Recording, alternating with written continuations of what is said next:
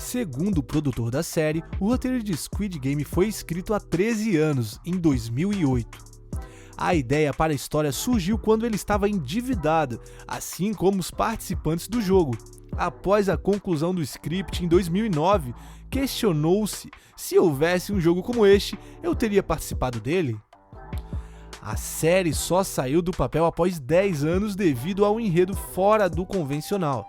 Na época, parecia que a história tinha um conteúdo que as pessoas talvez não estivessem familiarizadas, ou que parecesse muito intenso.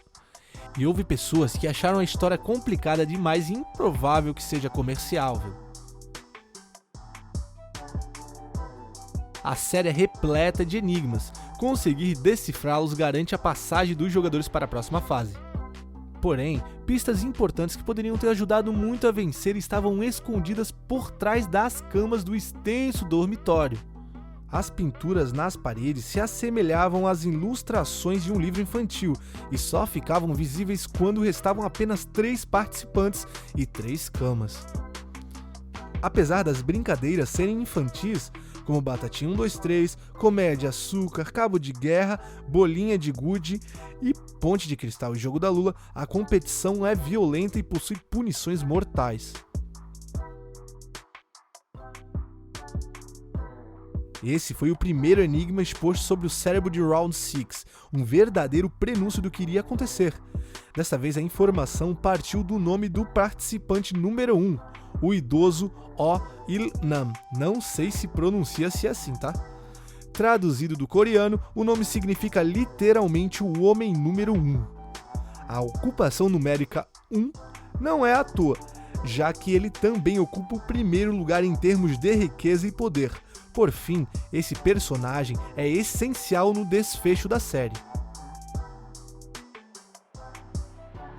As cores dos uniformes, tanto dos jogadores quanto dos soldados, foram escolhidos por meio de círculo cromático, uma ferramenta de combinações de cores.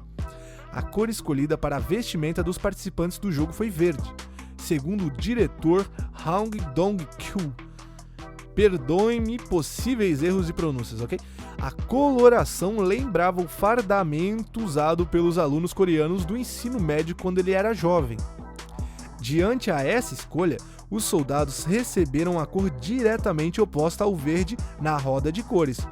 A tonalidade tem como finalidade delimitar os grupos, além de gerar a sensação de medo nos competidores.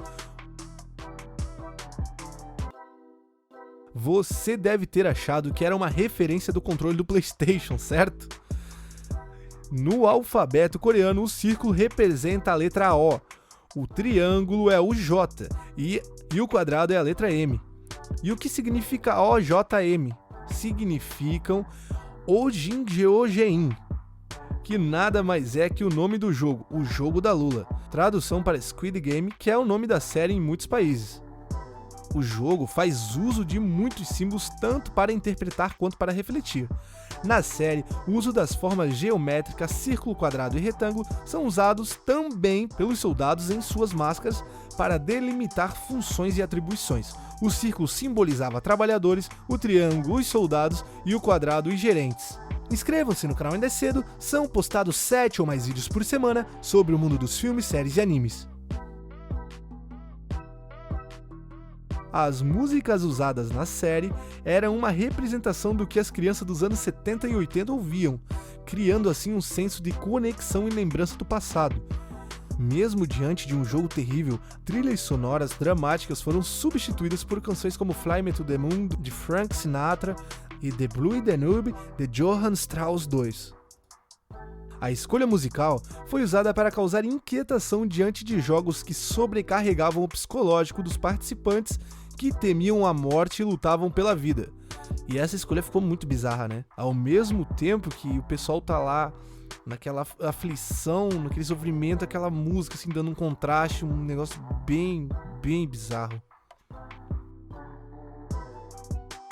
Em diversas cenas, como na ida para o primeiro jogo, os participantes sobem e descem uma série de escadas coloridas e desordenadas. Segundo o diretor, as escadarias foram inspiradas em uma impressão litográfica do artista M.C. Escher, que ilustram um mundo onde as leis da gravidade são diferentes do mundo real.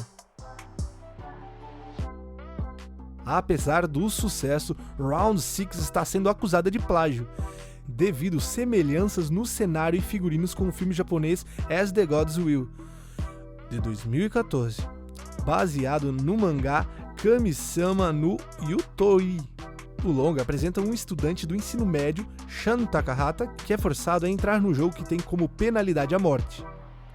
Em uma coletiva de imprensa, o showrunner Wang Dong-gyu negou que tenha se inspirado no filme japonês e que inclusive criou a história de Round 6 antes da estreia do longa. Abre aspas, o primeiro jogo é similar, isso é verdade, mas não existem tantas semelhanças. Eu produzi a trama de Round 6 entre 2008 e 2009 e na época escolhi o Luz Vermelha, Luz Verde, inspirado numa brincadeira infantil local, como o primeiro jogo. Meus amigos, a informação não é nada satisfatória para os fãs de Round 6. Em entrevista à revista estadunidense Variety, o diretor Hwang Dong-hyuk disse não ter planos para a continuação da série, ainda que o último episódio insinue isso. Segundo ele, pensar o desenvolvimento de uma nova temporada é cansativo. Abre aspas, se formos fazer uma segunda temporada, certamente não farei sozinho. Consideraria usar uma equipe de roteiristas e iria querer mais diretores experientes. O diretor afirmou que participaria dos jogos. Hwang Dong-hyuk, diretor da série, revelou que escreveu o primeiro roteiro de Round 6 em 2008, Durante uma entrevista de divulgação do programa, ele revelou que na época tinha várias dívidas.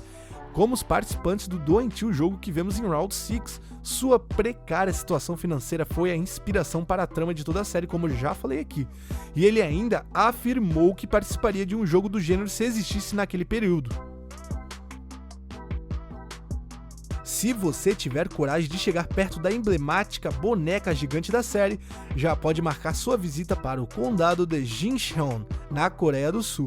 O gigantesco animatronic está em um museu. Segundo informações da JBC News, a boneca pertence ao Jincheon Carriage Museum, também conhecido como Mashaland, não sei, e foi empregada à produção da série. Então a boneca pertence a eles, mas foi emprestada à produção da série. Porém, já foi devolvida ao local de origem, hein? Só chegar lá e ver aquela bonequinha bonita. Em nome da realidade da cena, o diretor da série fez de tudo para usar o menor número possível de recursos de efeitos especiais. Exemplo disso é a primeira prova do jogo. De fato, 456 atores estavam no set participando da cena.